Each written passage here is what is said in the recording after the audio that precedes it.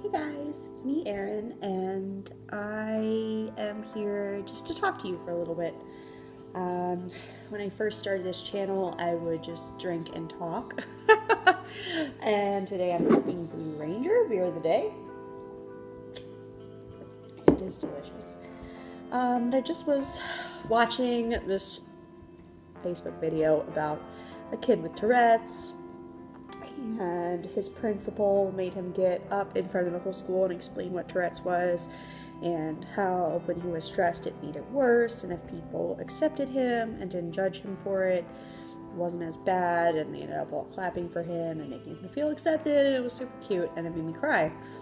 But the thing about me crying is that I don't cry that much anymore. But a couple years ago, that wasn't the case. I used to cry every single day. Hard, like screaming into my pillow. My throat was sore. My eyes hurt. Like, couldn't breathe because I was so stuffed up. So crying to me is not, I guess, something to take lightly. And I think that's important that people don't realize. Some people cry all the time because they're emotional creatures, but some people cry because they can't do anything else. And before I was properly medicated for my depression, I cried every day like that. And it was the worst times of my life, and thank God I survived them, because I guess my brain really didn't want to. But now when I cry, I know it's because I am watching something that really makes me have emotions. I'm not crying because I don't have emotions. So I guess what I'm saying is, I'm saying it gets better. You can cry for good reasons, even if right now you're crying for no reason, or for every reason. It can get better, and you can cry for good reasons, like happy, sad stories, and, things that should make you cry. And it's not going to be like that forever. But sometimes you have to get help, and sometimes your brain doesn't make the right chemicals, and that's why drugs are important. And anyone who tells you that you shouldn't take antidepressants is uneducated, and they need to realize that the brain is a really complicated... Hello, I'm done. It's my cat's tail. A really complicated organ, and we can't even figure out how to fix any organs, let alone our brain, which is so complicated it shouldn't even work. I mean, it makes no sense. Like synapses, what are even, like, all these chemical things that come out to be who we are and how we emote ourselves and how we feel and what we do and how we react to things. Like, it doesn't make any sense. There's nothing wrong with needing to help it. I obviously cannot make enough serotonin to make my brain feel happy in normal situations. Without taking Celexa, I am depressed continuously.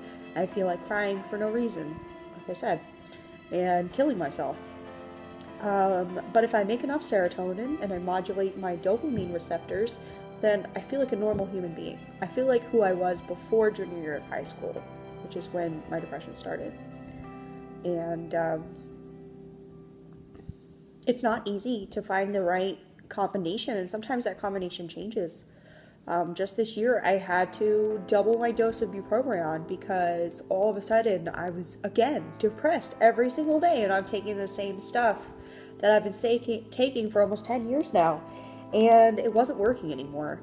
And I knew it because I was drinking too much, and I was sleeping too much, and I wasn't happy in situations where I should be happy. Like, I was with my puppies, and my kitties, and my wife, and life was great, and there were no problems that should be distressing me so much to make me just think about killing myself.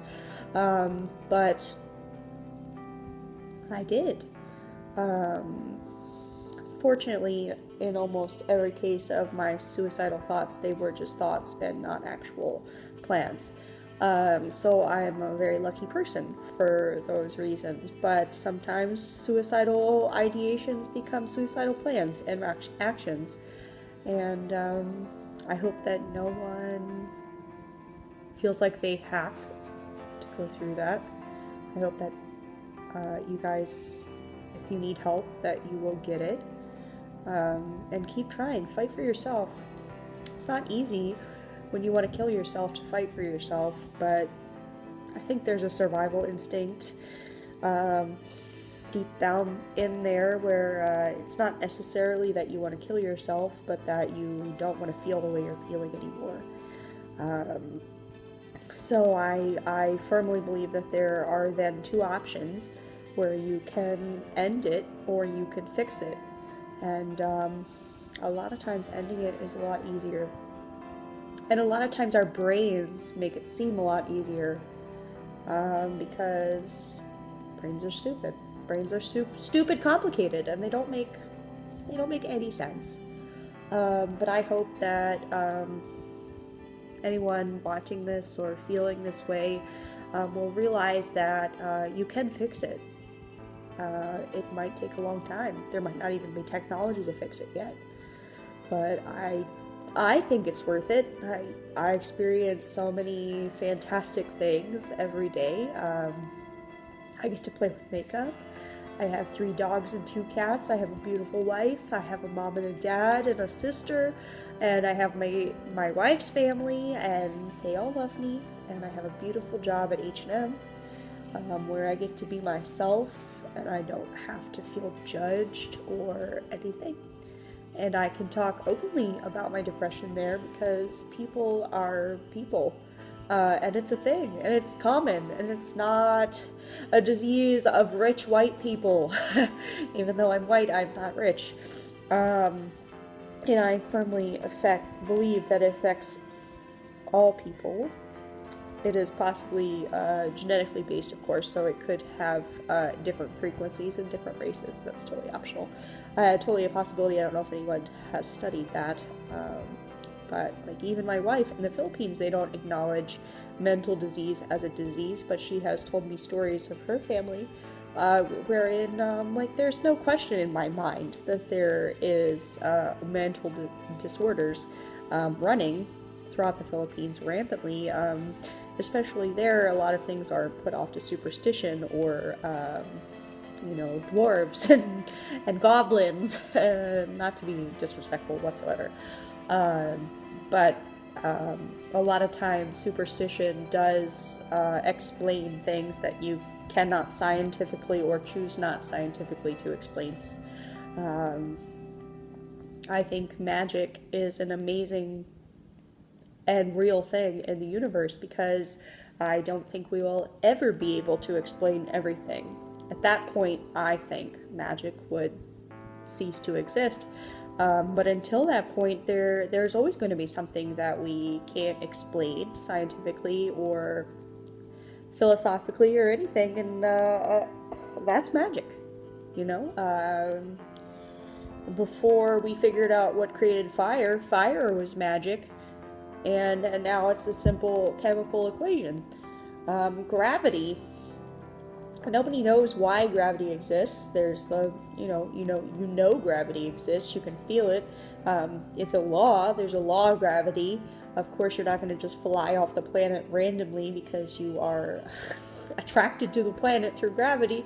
Nobody knows why gravity exists, and so even that in itself is a little bit magical, I think, until they can really pinpoint what causes that reaction. Then even gravity is magic, I think, from that sort of basis.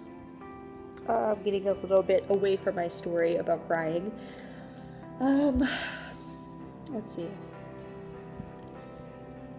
People who say they cry every day, I wonder if they do, and if they really do, I wonder if it felt like how it felt like when I did. I felt so alone that I couldn't think straight. I was insane. I thought that if I was above the third floor of a building, that the floor was going to collapse and I was going to fall to my death. And that terrified me, and I also woke up every day thinking about killing myself. So why was I so afraid of dying if I wanted to die?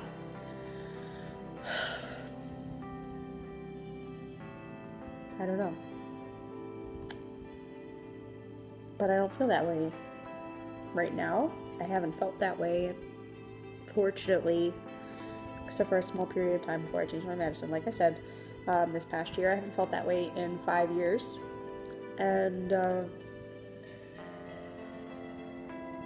don't know, I think it's important not to expect things to last forever without changing. Things that last forever do change. And that means things can change, and it's gonna be okay. And if you feel nothing, or you feel like you're crying every day for no reason, and you wake up and you want to die, or you just randomly think about killing yourself,